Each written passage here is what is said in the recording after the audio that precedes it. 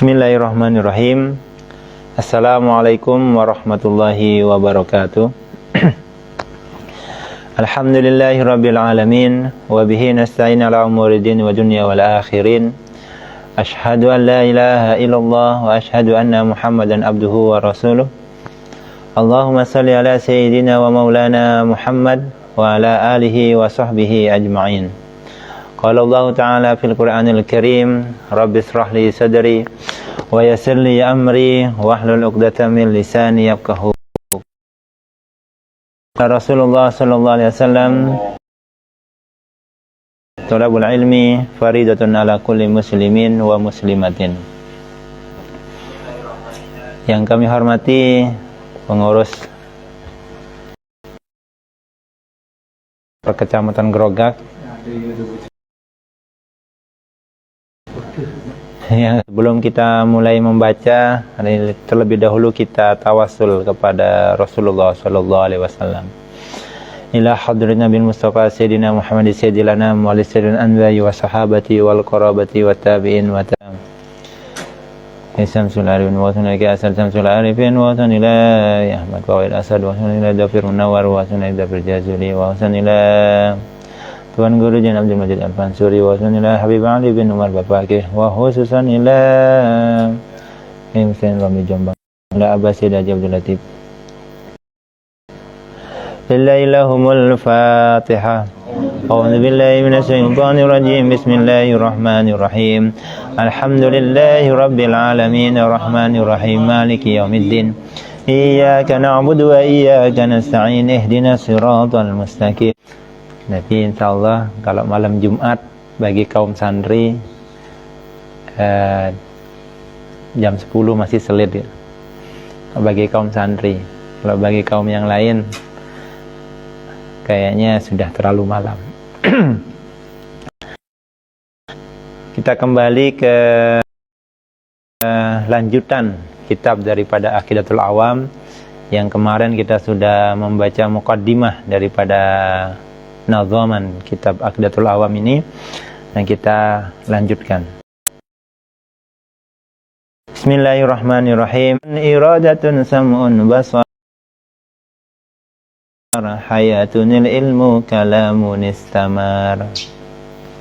Allah sampai sini, ya, mudah-mudahan tidak sampai 1 jam tapi lebih tadi sampai 2 jam. Lam maka ketahuilah, amar falam maka ketahuilah olehmu biwujubil ma'rifah, dengan kewajiban mengetahui. Fa'lam maka ketahuilah olehmu dengan kewajiban yang harus diketahui. In wajibin lillahi isrina sifat. Maka dalam ilmu tauhid ini, baik dari kalangan Al-Asy'ariyah dan Al-Maturidiyah, maka munculkan adalah aqaid yang 50. Nah, aqaid yang 50 itu terbagi menjadi yang wajib bagi Allah itu 20, yang muhal bagi Allah itu 20, yang jaiz bagi Allah itu 1. Dalam memahami akidah ahli sunnah wal jamaah, maka kita sebagai warga Nahdiyin, kita sebagai warga ahli sunnah wal jamaah, maka tidak lepas daripada aqaid yang 50 ini. Sehingga banyak para ulama-ulama dari zaman dahulu di kampung, di pondok-pondok pesantren, yang paling diutamakan adalah untuk akidah, maka harus menanamkan konsep akidah yang 50 ini. Jadi ini yang paling penting sehingga wajib diketahui, wajib dipahami. Dan ada kata-kata berilmu amaliyah, beramal ilmiah. Jadi kita berilmu harus diamalkan, kita beramal harus sesuai dengan ilmunya. Makanya bahasanya berilmu amaliyah, beramal ilmiah. Jangan sampai kita beramal tanpa ilmu, kita berilmu tapi tidak diamalkan. Karena ada satu ungkapan, al ilmu bila amalin kasajarin bila samarin. Apabila ada orang yang berilmu akan tetapi tidak mengamalkannya, maka seperti pohon yang tidak punya buahnya. Salah satu penafsirannya, pohon yang tidak berbuah itu ya cocoknya jadi kayu bakar. Maka kayu bakar neraka. Jadi orang yang berilmu terus tidak mengamalkan, tahu bahwa akidah ahli sunnah wal jamaah, Nahdiyin khususnya, itu menggunakan konsep al-Asy'ariyah dan al-Maturidiyah, maka tinggal dicari saja. Kalau dia hafal aqaid yang 50 ini, aqaid diniyah ini, maka dia pasti al-Asy'ariyah, pasti al-Maturidiyah. Kalau dia sudah paham sifat wajib, muhal dan jaiz, maka itu pasti al-Asy'ariyah dan al-Maturidiyah. Tapi kalau bukan itu yang menjadi konsep akidahnya, kemungkinan dia di luar Nahdiyin. Jangan sampai warga Nahdiyin tidak hafal bahasanya Al-Mukarram Ustadz Baib, nanti dibilang NU abu-abu. Kalau tidak hafal sifat penting.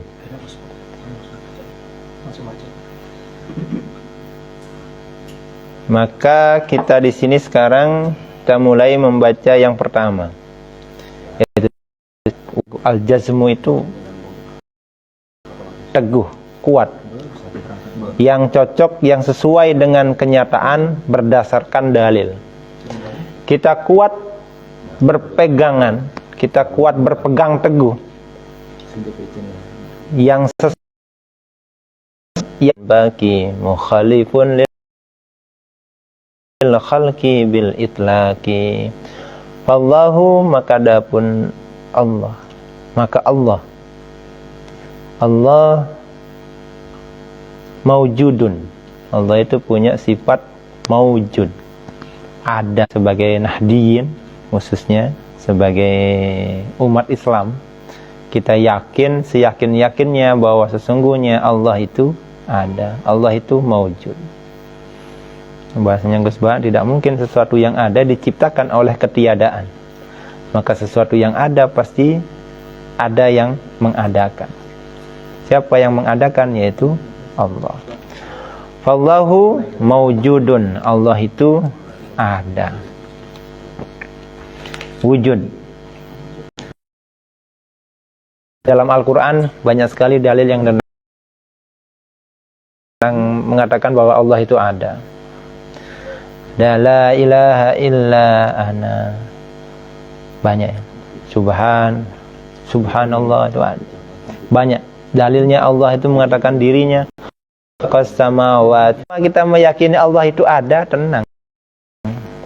Makanya ada seorang badui ketika bertanya kepada Rasulullah, ya Rasulullah, siapakah yang nanti akan menghisab kita nanti di akhirat? Jawaban Rasul adalah, yang akan menghisab adalah Allah. Maka orang Badui itu mengatakan, kita tenang-tenang saja sebagai orang yang beriman, karena kita yakin akan adanya Allah. Jadi apapun masalahnya, kalau kita sudah yakin akan adanya Allah, ya tenang saja. Tapi ya tetap berusaha, ikhtiar tetap, dan sebagainya. Berdoa ya tetap. Allahu maujudun, Allah itu ada. Baki, yang kekal. Jadi dahulu lain Allah itu ada perubahan, tidak ada yang kekal. Kullu nafsin za'iqatul maut, semua yang mati atau semua akan halikun, akan rusak. Akan tetapi Allah tidak akan pernah berubah, baki, kekal. Mukhalifun, ini berbeda, lil khalqi, dengan makhluk. Mukhalifun, Allah itu ya berbeda, lil khalqi, dengan makhluk, bil itlaqi, dengan secara mutlak. Dengan secara mutlak. Ya tadi itu kalau sandaran kekal di dalam kekalnya Allah, ya pasti berbeda bahasa kekal di dalam kekalnya makhluk. Makanya kalau bahasnya Gus Baha, kalau langsung belajar tafsir tanpa belajar aqaid ini, maka bisa konslet. Kalau katanya Oyot bisa konslet. Kenapa? Karena dalam Al-Quran itu ada kalimat yadullah fauqa aydihim. Maka kalau kita memahaminya tangan, maka kita menyamakan Allah, mutasyabbih. Akan tetapi konsep dari Al-Asy'ariyah dan Al-Maturidiyah ini sudah mengawali dengan mengatakan bahwa mukhalafatuhu lil hawadisi. Ini yang agak sering terjadi perdebatan. Kalau mungkin di kalimat maujudun ini tidak ada perdebatan, qadim Allah tidak ada perdebatan, baqi Allah tidak ada perdebatan. Tapi pada persoalan mukhalafatul lil hawadisi, atau kalau di sini bahasanya mukhalifun lil khalqi bil itlaqi, ini ada perbedaan ulama. Yang bahaya yang mentasabihkan Allah, yang menyerupakan Allah. Allah punya tangan seperti tangan manusia atau tangan-tangan yang lain. Maka ini harus kita kuatkan bahwa sesungguhnya Allah tangan memang betul tangan, tetapi tidak sama dengan tangan kita. Nah, ini yang harus kita pahami, bahwa Allah mukhalifun lil khalqi bin itlaqi, berbeda dengan makhluk secara mutlak. Kita membayangkan Allah juga nggak bisa dibayangkan karena berbeda dengan makhluk. Tak ada. Kalau masih dalam bayangan kita berarti ada makhluk, nggak bisa. Waqaimun, Allah itu waqaimun ghani, waqaimun ghani. Allah itu berdiri sendiri, kaya, ghaniin, kaya.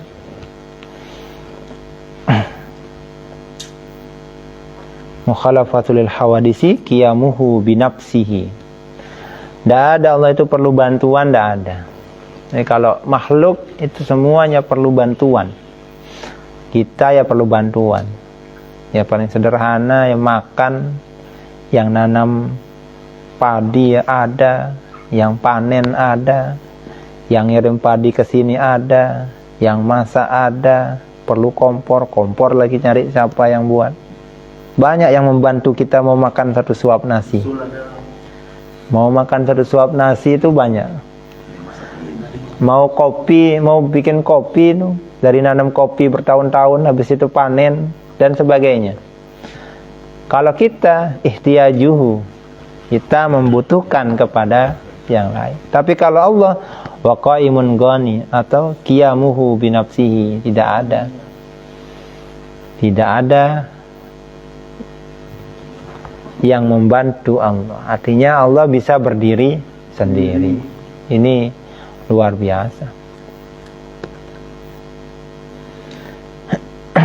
Istighna'uhu an kulli ma siwa. Allah tidak membutuhkan terhadap tiap-tiap sesuatu selain Allah. Jadi istighna'uhu an kulli ma siwa. Akan tetapi iftiqaru kullu ma siwahu ilaihi, semuanya membutuhkan kepada Allah. Kalau Allah istighna, tidak membutuhkan kepada selain Allah, semua tidak. Akan tetapi yang lain iftiqar, membutuhkan kepada Allah. Semuanya. Semut membutuhkan Allah, hewan dan semuanya, tanaman, bintang, bulan, matahari, semuanya iftiqaru, membutuhkan kepada Allah. Tapi kalau Allah istighna, tidak butuh. Salat kita bukan untuk Allah. Apakah salat kita atas Allah makin besar kerajaannya? Tidak. Salat kita untuk diri kita. Puasa kita tidak membuat juga Allah makin hebat. Kita tidak puasa, tidak ada kata-kata Allah semakin tidak hebat, menurunkan derajat ketuhanan, tidak ada. Andai kata semua tidak mau sholat, tidak mau puasa, tidak akan menurunkan derajat Allah sedikit pun. Karena puasa kita, sholat kita untuk kita. Sudah untuk kita. Gaya, ya Allah saya sudah sholat, saya mau minta.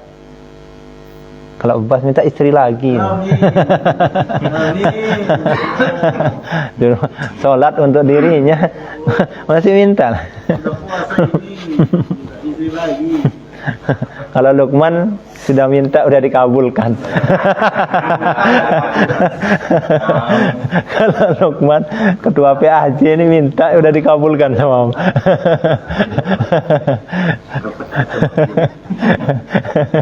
Kalau Ilham belum ya. Irfan yang paling parah, belum sama sekali. Masih jauh. Nah, ini kita namanya ibtikaru kullu ma siwahu ilaihi. Wah, kita tiap-tiap sesuatu selain Allah membutuhkan kepada Allah. Maka sifat 20 ini ada pembagiannya dua. Ada namanya istighna, ada namanya ibtikar. Wa wahidun. Jadi Allah itu wa qaimun ghani wa wahidun wahai. Wahid, Allah itu satu. Ternyata kalau sekarang kita mungkin lumrah ya. Karena dari kecil kita sudah diajarkan bahwa Allah itu satu. Tetapi kita bisa bayangkan bagaimana pada zaman Rasulullah SAW ketika membawa ketuhanan yang esa, membawa konsep Tuhan itu ada satu. Yang pada saat itu di bangsa Arab itu terdapat Tuhan yang banyak. Ada berhala-berhala yang banyak. Maka itu berat. Banyak yang menolak gara-gara konsep yang baru dimunculkan oleh Rasulullah, yaitu Tuhan yang satu. Akan tetapi ketika diajak berdebat, mereka kalah semua. Berdebatnya dengan cara logika yang sederhana. Dibandingkan bagaimana dengan kamu kalau punya majikan seumpama majikannya Ilham, Irfan, Bas, Luqman, Bayat. Punya majikan 5. Yang satu nyuruh ke barat, yang nyuruh ke selatan, kira-kira bingung. Akan tapi kalau punya majikan satu, suruh ke selatan, ya sudah ke selatan. Tidak ada yang benar. Maka itulah logika yang dibangun pada saat itu. Kalau Tuhannya banyak, banyak maunya. Tapi kalau Tuhan satu, sholat ya sudah cukup sholat. Puasa cukup puasa, nggak ada yang perintah yang lain. Nah, itu logika yang dibangun pada saat itu. Wa wahidun wahai. Jadi Allah itu maha yang hidup. Qadir muridun. Qadir itu yang maha kuasa, muridun yang maha berkehendak. Jadi dua kalimat, dua sifat ini qadirun, muridun, ini emang sepaket. Allah punya kuasa tetapi tidak berkehendak, maka nggak jadi. Tapi semua kehendak Allah, pasti Allah kuasa. Kalau kita kadang kan punya kuasa, tapi tidak punya keinginan. Kita punya kuasa makan minum kopi 2 gelas, punya kuasa. Tapi tidak punya keinginan, tidak bisa. Punya keinginan, kayak Ilham punya keinginan istri 4. Tapi tidak punya kemampuan, ya tidak bisa. Nah, ini maka qadirun muridun ini satu paket. Punya kuasa, punya keinginan. Ada orang punya kekuasaan tapi tidak punya keinginan. Ada yang punya keinginan tapi tidak punya kuasa. Allah punya kekuasaan, punya keinginan. Apa yang diinginkan Allah pasti terjadi. Ya aradallahu syai'an ayyakul lahu kun fayakun. Jadi kalau Allah sudah berkehendak, berkeinginan, maka pasti terjadi. Tidak ada keinginan Allah terus ditunda, tidak ada. Karena pasti kun. Kalau bahasanya kemarin pencerahan dari ketua MWC NU Tanfidiyah, kun itu adalah kamilatun nur, sempurnanya cahaya. Jadi makanya menjadi kun, jadilah. Jadi kun, jadilah. Kun kamilatun nur. Jadi qadir Qadirun muridun. Allah punya sifat kuasa, berkuasa terhadap apa saja. Muridun, Allah punya kehendak. Alimun, Allah maha mengetahui bikulli syai', terhadap tiap-tiap sesuatu, apapun diketahui oleh Allah. Dalam kitab-kitab ada yang mengatakan bahwa jumlah pasir yang ada di lautan, yang ada di bumi, Allah tahu jumlahnya berapa. Bintang ada di langit, jumlahnya berapa Allah tahu, karena alimun bikulli syai'. Yang dicontohkan, pada hari ini daun yang gugur di dunia ini ada berapa? Allah tahu. Alimun bikulli syai'. Apapun yang ada ciptaan Allah, makhluk Allah ini, Allah tahu. Jadi buat apa kita malu sama seseorang tapi tidak pernah malu sama Allah? Padahal Allah maha tahu. Alimun bikulli syai'. Alimun bikulli syai'. Kalau orang sudah memahami ini, paham, pertama ya hafal. Yang hafal terus paham. Kalau sudah bisa mengamalkan, luar biasa. Alimun bikulli syai', mengetahui tiap-tiap sesuatu. Lillahi ma fis samawati wal ard wa in tubdu ma fi anfusikum aw tuhfuhu yuhasibkum billah. Jadi Allah lillahi ma fis samawati wal ard wa in lillahi ma fis samawati wal ard wa in tubdu ma fi anfusikum aw tuhfuhu yuhasibkum billah. Jadi Allah itu mengetahui, milik langit bumi ini Allah yang punya. Jadi Allah tahu. Dan Allah tahu yang tampak dan juga yang tidak tampak. Zahiran wa batinan. Yuhasibkum, akan dihisab. Ini berat. Katanya beberapa itu ketika ayat ini turun, ini para sahabat nangis semua. Kenapa? Karena di sini mencantumkan bahwa sesuatu yang tampak dihisab. Yang tampak zahir kita ngomong itu dihisab, kita berjalan dihisab, tangan kita dihisab, itu yang tampak. Yang tidak tampak juga dihisab. Gimana tidak nangis para sahabat? Karena baru bangun kita kadang sudah ngerasani orang dalam hati. Wah, si A ini jelek, si A ini begini, si A ini korupsi. Ngerasani orang dalam, walaupun dalam hati. Walaupun dalam hati, ngerasani orang dalam hati itu dihisab sama sahabat itu semua nangis. Jadi menangis karena tidak mampu. Kalau seandainya gertakan hati kita, fis sudur, dalam dada kita ini juga dihisab, berat, sangat berat. Maka salah satu yang menasah adalah ayat setelahnya, la yukallifullahu nafsan illa wus'aha. Maka ayat ini menjadi pengobat daripada para sahabat saat itu. Sami'unil basir wal mutakallimu lahu sifatun sab'atun tantazimu. Sami', Allah maha mendengar. Al-basiru, Allah maha melihat. Satu paket. Ini satu paket juga. Bisa mendengar, bisa melihat. Apapun itu Allah bisa mendengar. Bahkan semut yang ada di dalam sarangnya, yang dibicarakan Allah tahu. Apalagi pembicaraan kita. Apalagi isi hatinya Al-Mukarram Ustadz Baid. Didengar sama Allah. Sami'un, Allah itu sami, mendengar. Gimana? Allah itu mendengar semua. Kita mau berbicara yang baik, Allah dengar. Berbicara yang buruk, Allah juga dengar. Kita kalau dengar yang baik, senang. Kita dengar yang jelek, kita tidak senang. Sami'un, Allah itu maha mendengar. Al-basiru, Allah maha melihat. Al-Basiru, Allah Maha melihat. Dia dilihat sama Allah. Pada hari ini kita ngaji, niat ngaji hari ini, Allah melihat. Alhamdulillah ada yang ngaji. Malam. Walaupun tidak terlalu serius ngaji, tidak apa-apa. Walaupun ngaji tidak terlalu serius.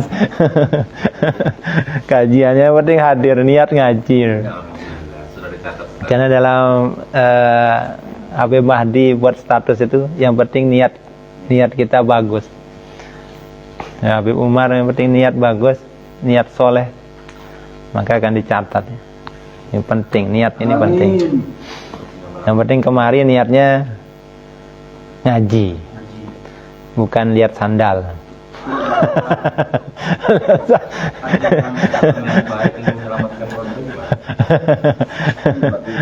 Jadi Basiru, Allah Maha melihat.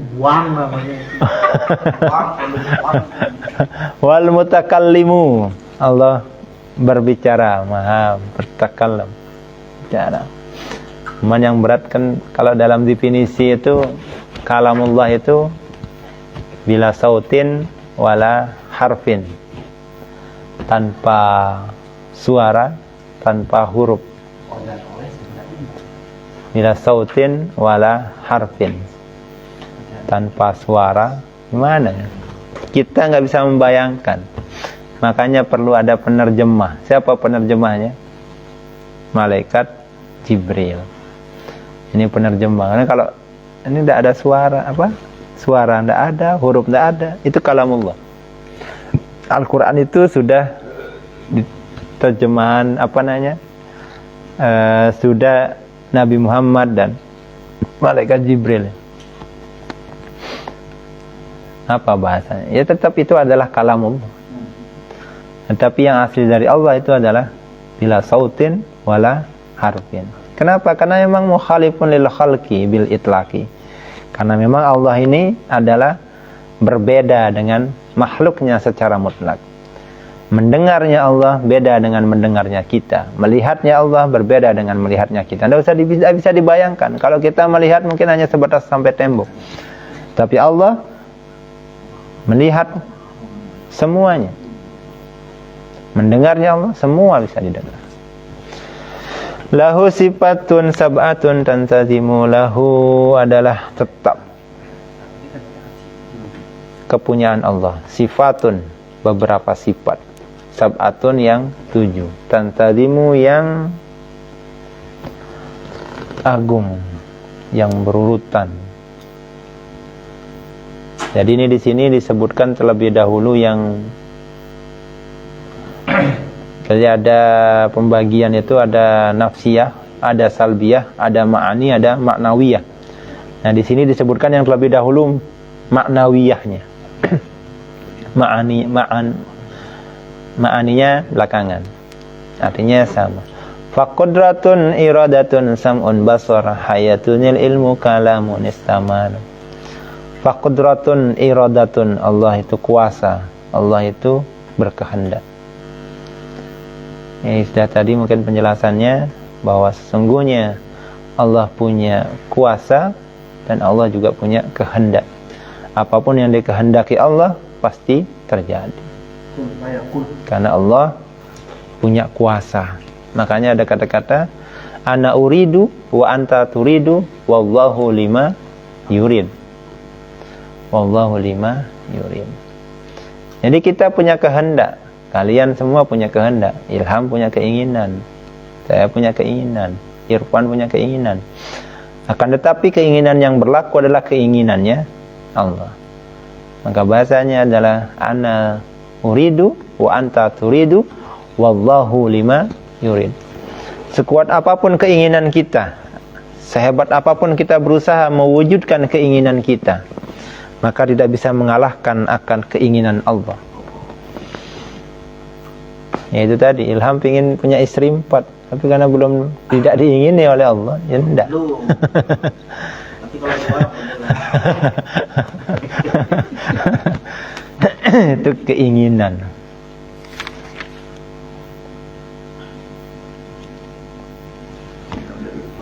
Wa jaizun bi fadlihi wa adlihi tarkuli kulli mumkinin kafilihi. Wa jaizun, dan adapun dan adalah sifat jaiz ya. Sifat jaiz. Wa jaizun bi fadlihi wa adlihi, dengan anugerah Allah, bi fadlih, keutamaan Allah, wa adlih, dan keadilannya. Tarkun, meninggalkan likulli, terhadap setiap sesuatu, mungkin wujudnya. Kafilihi, seperti bolehnya membuat sesuatu yang mungkin. Jadi kalau bahasa ini sifat jaiz, bahasa sederhananya adalah fi'lu kulli mumkinin aw tarkuhu. Kalau bahasa sederhananya fi'lu kulli mumkinin aw tarkuhu. Apa artinya? Perbuatan itu Allah tidak ada paksaan. Mungkin bisa dilakukan, mungkin juga ditinggalkan. Kita berdoa sama Allah maksa, ini enggak ada. Allah tidak pernah berbuat sesuatu itu karena terpaksa. Terpaksa bikin si A menjadi kaya, terpaksa bikin orang menjadi miskin. Jadi Allah mungkin semua itu mungkin, atau tidak seperti itu kan juga mungkin. Ada tsunami dan tidak ada tsunami itu mungkin bagi Allah. Ada gempa, tidak ada gempa mungkin bagi Allah. Ada panas, tidak ada panas itu mungkin. Jadi itulah fi'lu kulli mumkinin aw tarkuhu. Ya Allah mengerjakan atau meninggalkan itu terserah Allah. Itulah sifat jaiz. Jadi tadi sudah sifat 20 yang wajib, lawannya itu 20. Ini satu menjadi 41. Yang selanjutnya arsala anbiya zawi fatana bisidqi wat tablighi wal amana. Apa satu-satu dulu ya? Tulisannya jawab baru dibaca. Mudah-mudahan bermanfaat. Silakan kalau ada pertanyaan. Ada pertanyaan baik di netizen.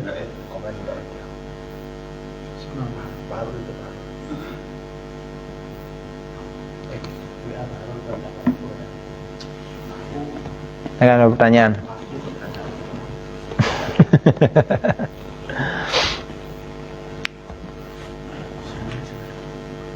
Ada ya? Ada? Lanjut. Darah kosong. Bas, ada pertanyaan Bas? Bas ada pertanyaan. Assalamualaikum warahmatullahi wabarakatuh. Sorting. Ada nanya. Mengenai membayangkan Allah. Kan kita tidak boleh katanya Ustadz membayangkan Allah seperti wujud yang ada dalam makhluknya. Tapi bolehkah kita membayangkan Allah saat sholat itu membayangkan lafaz Allah untuk mencapai khusyuk lah gitu dalam kita kelas-kelas syariat kayak kita ini tuh. Mungkin itu aja. Assalamualaikum warahmatullahi wabarakatuh. Waalaikumsalam.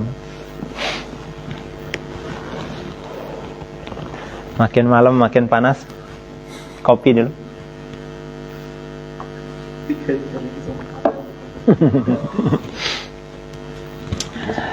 Terima kasih pertanyaannya. Jadi pertanyaannya, boleh nggak kita membayangkan lafaz Allah ketika sholat? Nah ini kalau ketika sholat, bahasa ihsan. Ihsan itu malah kita bahasnya gini, beribadalah kamu seolah-olah kamu melihat Allah. Ini berat ya. Seolah-olah kamu melihat Allah. Akan tetapi kalau kamu tidak mampu, maka yakinlah bahwa kita pasti dilihat sama Allah. Fa ilam tarahu yaraka. Bila kamu tidak bisa melihat Allah, yakinlah bahwa Allah itu melihat kamu. Ini berat. Yang kalau membayangkan lafaz, ya silakan saja ya. Sholat supaya untuk menambah kekhusyukan, biar yang kelihatan itu lafaz Allah ketimbang yang kelihatan adalah wajahnya Irfan kan gitu. Atau wajahnya. Setiap sholat Fauzan kelihatan. Jadi ada kisah Nabi Musa. Ini ada perbedaan Nabi Musa dengan Nabi Muhammad. Nabi Musa itu satu nabi yang konon ngotot pingin ketemu sama Allah. Ngotot pingin ketemu sama Allah. Di dalam ayat itu disebutkan. Jadi ini dari sekian ayat salah satunya berbunyi begini. Artinya Nabi Musa itu bernegosiasi dengan Allah supaya bisa ketemu. Ya namanya cinta ya. Namanya kangen, rindu, juga pingin juga ketemuan gitu. Kayak Irfan mungkin karena senang sama seseorang juga pingin ketemuan gitu. Pasti pingin ketemuan. Begitu juga dengan Nabi Musa. Nabi Musa karena ngobrol lewat, kalau Irfan yang ngobrol lewat HP aja kan tidak pernah ketemu kan, juga waktu-waktu juga pingin ketemu. Nah begitu dengan Nabi Musa, mungkin begitu ya. Nabi Musa, walamma ja'a Musa limiqatina wa kallamahu rabbahu qala rabbi arni unzur ilaik qala lan tarani walakin unzur ilal jabali jalau dakka wa khara Musa sa'iqa. Jadi banyak gini, ketika Nabi Musa datang ke tempatnya, ada yang mengatakan itu Gunung Tursina ya. Yaitu limiqatina, limiqat itu tempat berdiam. Jadi terus wakala mau robbah, ngobrol ya, bahasa berbicara sama Allah. Qala rabbi, jadi Tuhanku, aku ingin melihat engkau. Aku unzur ilaik, ingin memandangmu walau hanya sekejap. Bahasa Allah, qala lantaroni, engkau tidak akan pernah mampu melihatku. Bahasa Allah, qala lantaroni, engkau tidak akan pernah mampu melihat aku. Tapi namanya Nabi Musa ini ngotot. Allah mengatakan walakin, akan tetapi unzur ilal jabal. Ada mengatakan tafsirannya fa in istaqarra makanahu fasawfa tarani falamma tajalla rabbuhu lil jabal. Jadi Nabi Musa disuruh melihat gunung, karena di dalam gunung itu istaqarra makanahu fasawfa tarani. Karena di gunung Tursina itu Allah akan menampakkan sedikit saja dari zatnya kepada Nabi Musa.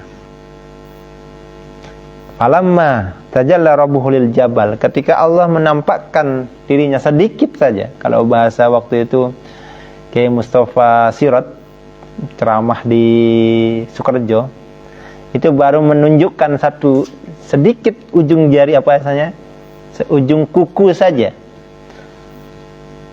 seujung kuku saja.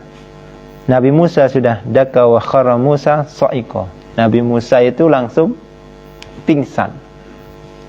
Nabi Musa langsung pingsan, tidak sadarkan diri.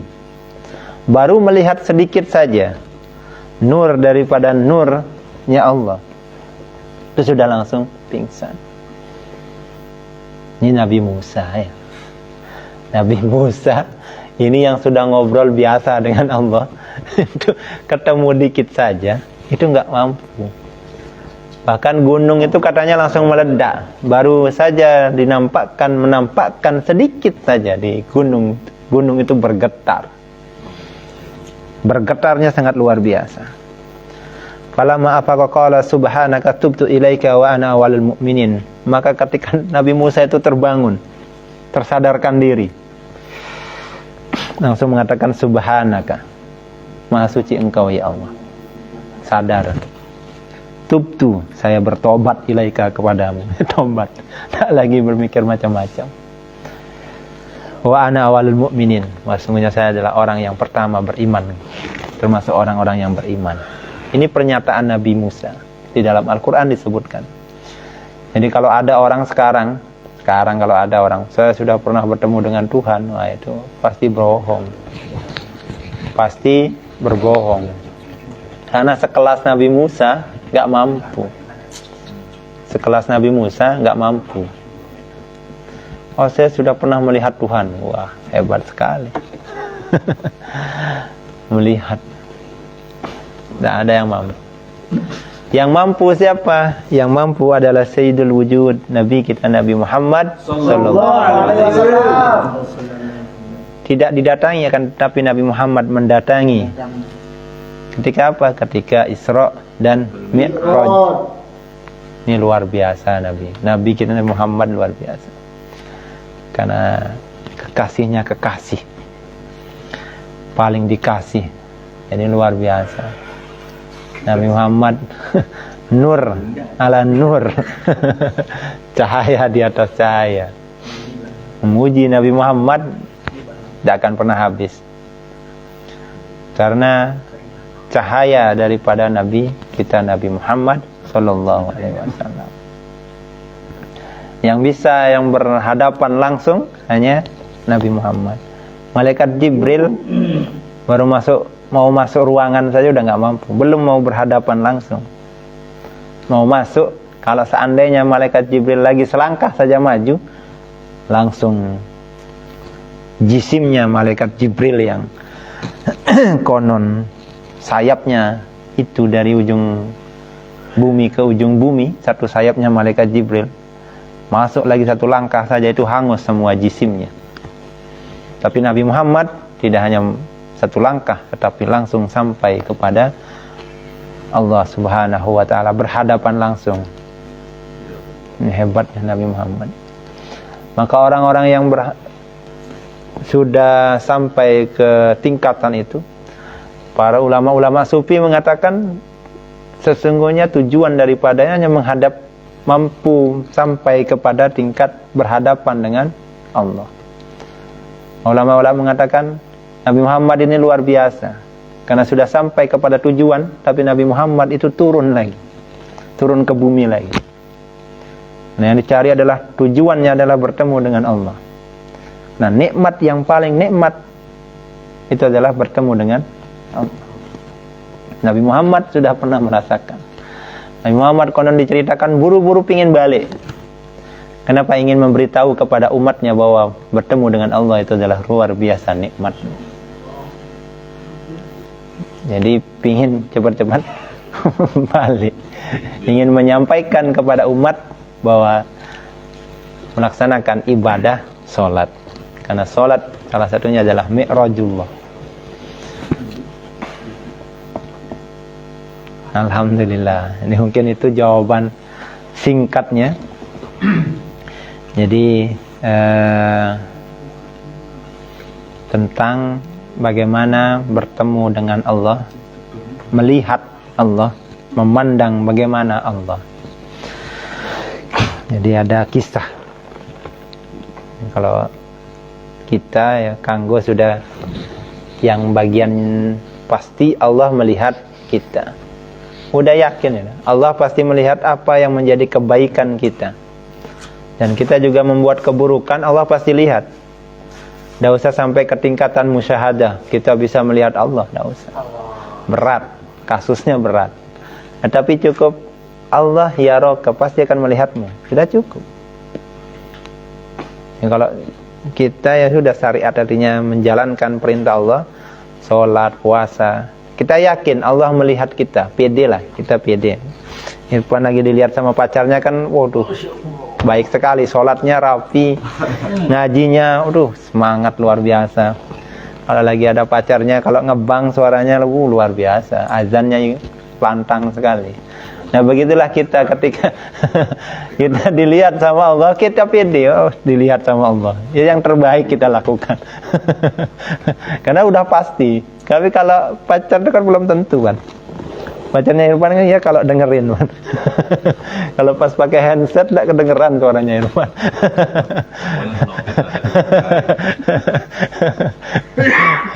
Sudah dari rumah pakai minyak harum, berangkat hilang minyak baunya, bau knalpotnya biasa depan. Jadi itu, bahwa Allah pasti memandang kita. Nah, Allah pasti senang melihat umat Nabi Muhammad ngaji gini, senang. Apalagi malam ya. Pengajiannya jam 11. Ini ngajinya para wali. Wali murid. ngajinya para wali. Tapi kalau Ustaz Yusuf Karangasem itu ngaji baru mulai jam 11, itu baru mulai. Jam 1 itu baru mulai ngaji. Cuman saya nggak pernah ada yang live. Kalau di sana di Karangasem itu jam 11 itu baru mulai. Tidak, kita ke sana.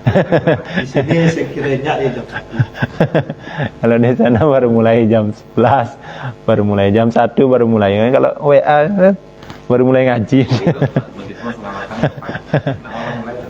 Jadi beda ya, makamnya beda.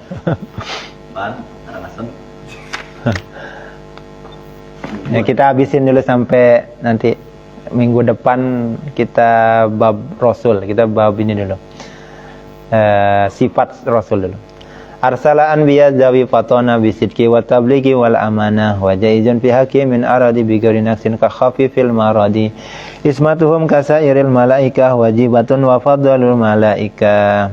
Arsala, Allah mengutus kepada beberapa nabi. Arsala anbiya, mengutus ke beberapa, Allah mengutus kepada beberapa nabi zawi yang mempunyai, yang memiliki fatonah, sifat fatonah. Fatonah ini cerdas.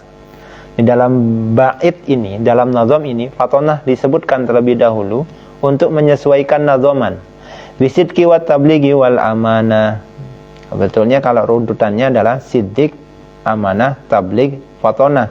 Tetapi di sini untuk menyesuaikan daripada nazaman boleh dibolak-balik supaya sesuai. Karena di sini fatonah, sini amanah. Jadi sama-sama tak marbutoh.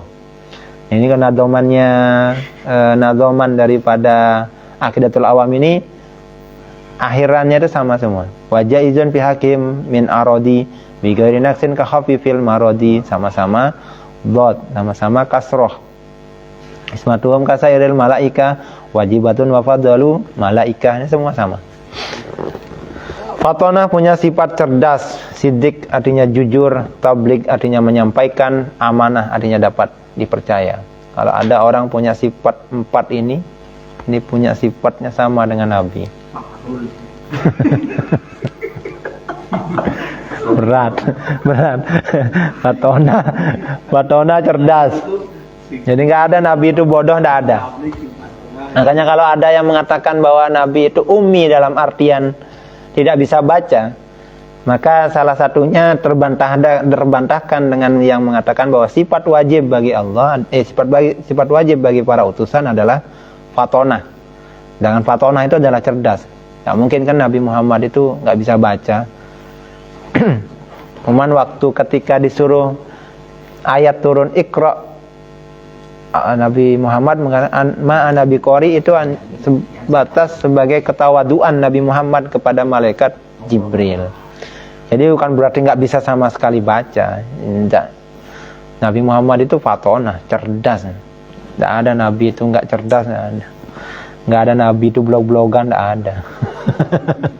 Nabi kok blog-blogan, nggak ada. Dibodohin sama umatnya. Nabi semua itu cerdas. Bisidqi, jujur. Semua Nabi itu punya sifat jujur. Kalau yang lain berat mau jujur. Tabligh, menyampaikan. Amanah, dapat dipercaya. Jadi para nabi, para rasul itu menyampaikan apa yang diperintahkan. Tidak mungkin menyampaikan sesuatu yang tidak diperintahkan. Wa jaizun fi haqqihim min aradi. Dan Nabi punya sifat jaiz, sifat yang baru, min aradi, bigairi, dengan tanpa mengurangi, bigairi naksin, tanpa mengurangi derajat pangkat kenabian. Apa contohnya? Ka khafifil maradi, seperti sakit yang ringan. Kalau bahasa kita sifat jaiz itu a'radul basyariyah. Jadi semua nabi punya sifat seperti manusia, punya sifat lapar juga punya, sifat ngantuk ya ada. Sifat marah juga ada, sifat cemburu juga ada. Itu namanya a'radul basyariyah. Irfan cemburu sama orang itu sifat a'radul basyariyah, sifat manusia. Marah sama seseorang yaitu sifat manusia. Semua orang punya. Kalau ada yang tidak punya sifat marah, perlu dites DNA-nya, manusia apa bukan. Tapi kalau sekali marah bahaya. Mana marahnya? Raja Berkah punya sifat sabar yang luar biasa, tetapi marahnya juga luar biasa.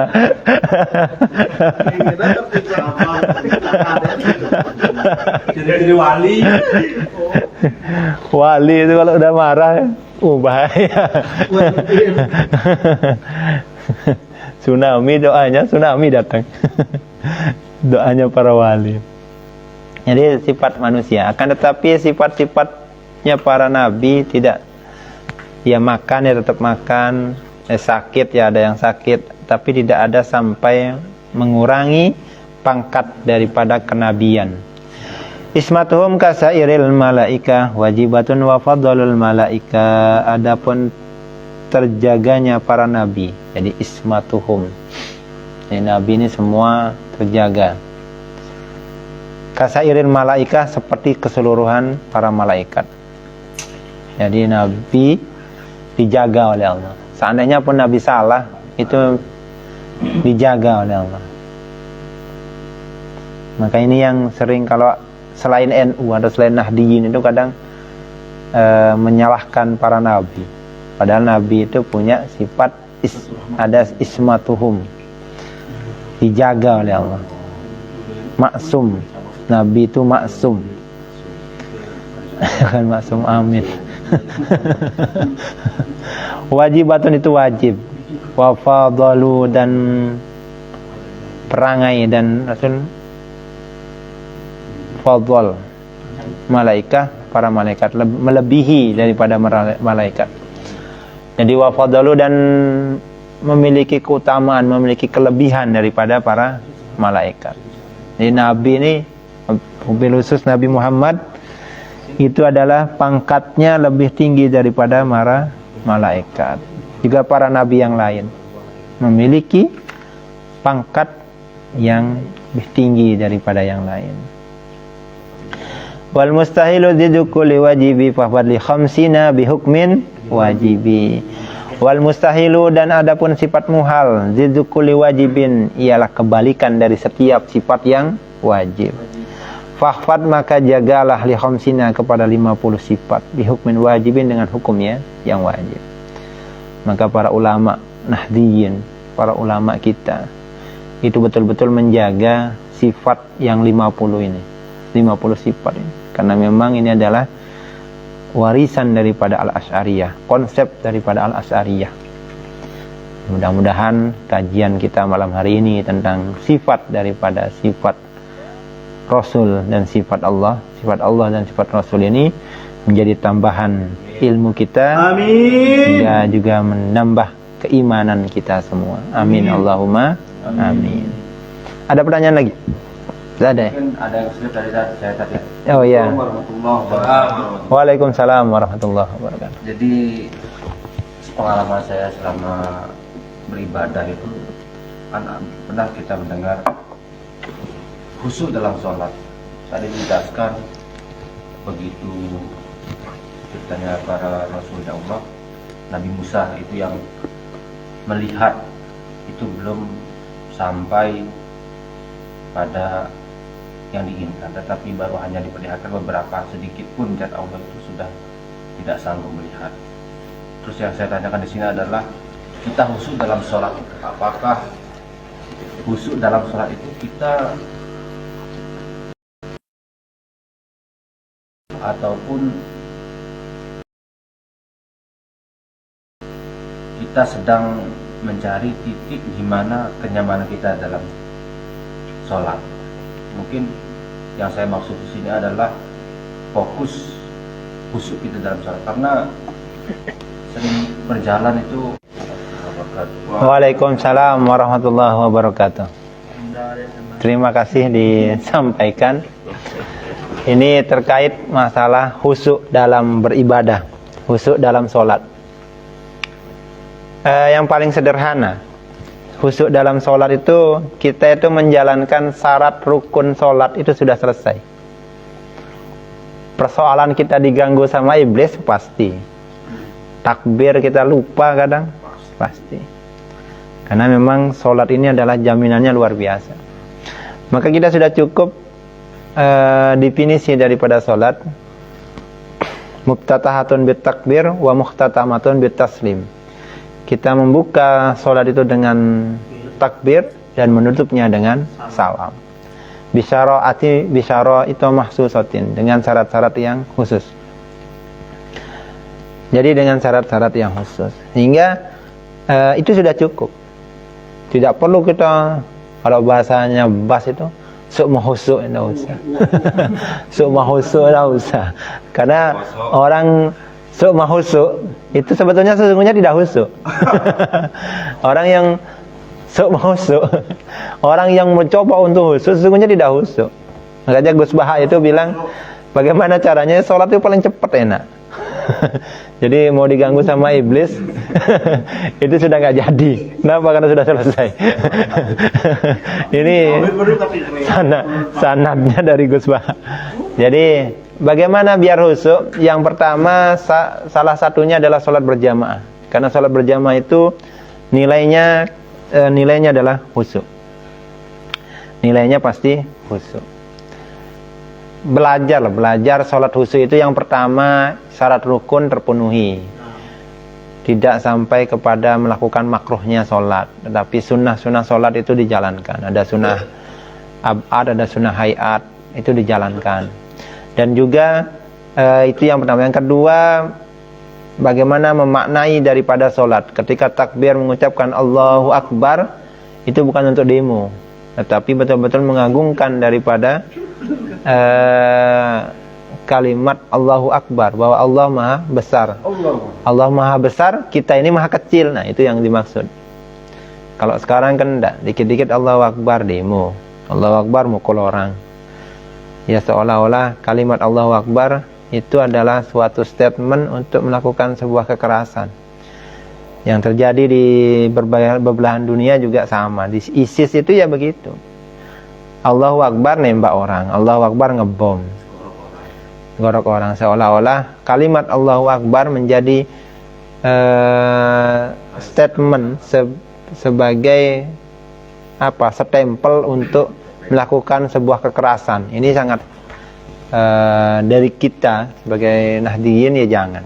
Karena kalimat Allahu Akbar ini kalimat yang sakral.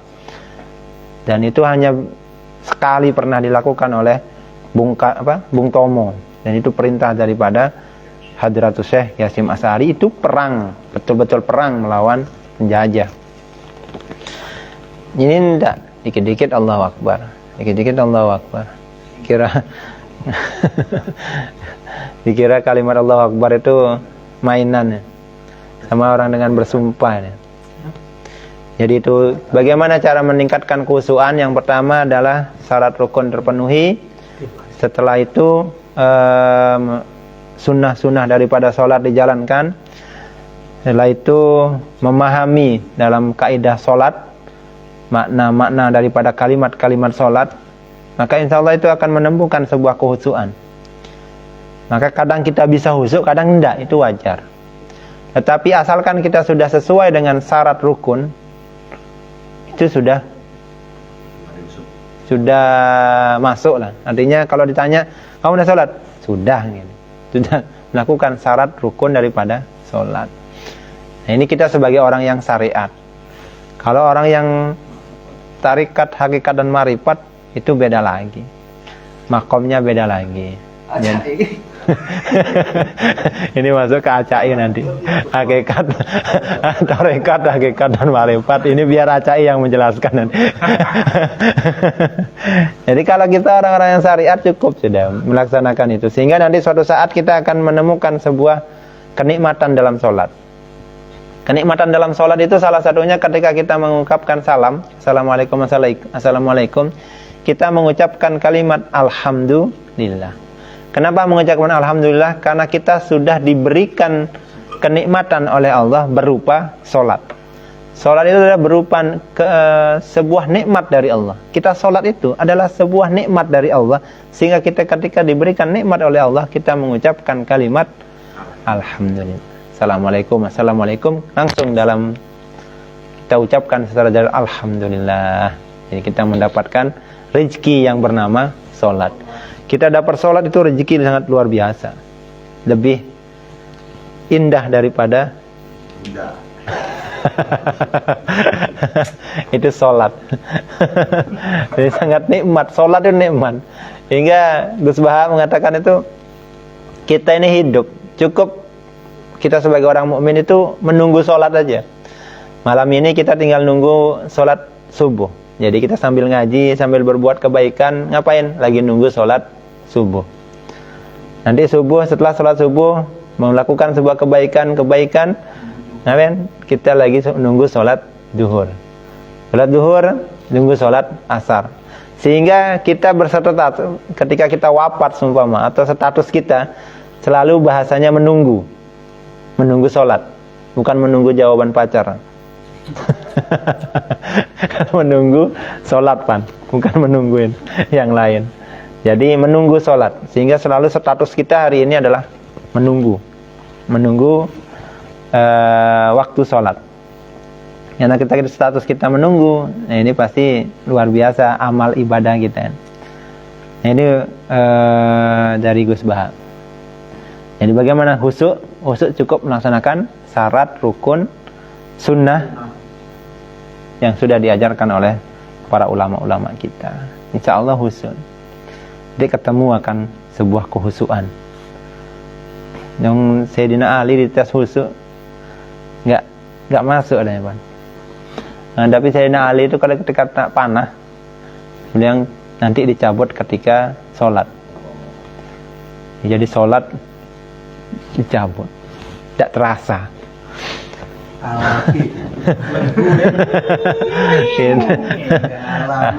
Ada yang sholat katanya ular ada, gak takut. Nah, karena sedang sholat itu sangat nikmat bagi yang merasakan. Bagi kita ya. Kalau sholat ada yang belajar, ini yang bahaya ini.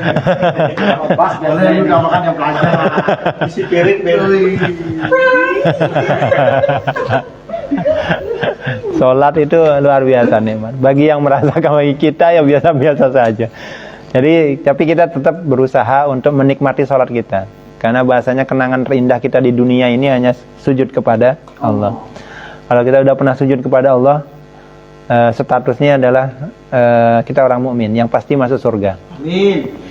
Nah, Sayyidina Umar ketika dibunuh oleh orang itu nanya, ini yang bunuh saya orang Islam apa bukan? Kalau orang Islam susah saya, karena dia pasti pernah sujud kepada Allah. Untungnya bukan orang Islam, kan? Jadi nggak apa-apa lah, nanti saya balas dendamnya di akhirat. Kalau orang Muslim dia susah, kenapa? Karena dia pernah sujud kepada Allah. Ini statusnya pernah sujud. Jadi itu penting. Apa yang sudah diajarkan ulama-ulama kita, guru-guru kita jalankan, itu sudah masuk dalam kategori kita beragama sesuai dengan ranah ahli sunnah wal jamaah. Mudah-mudahan bermanfaat. Lajim kull mukallafin fahaqi waqnan.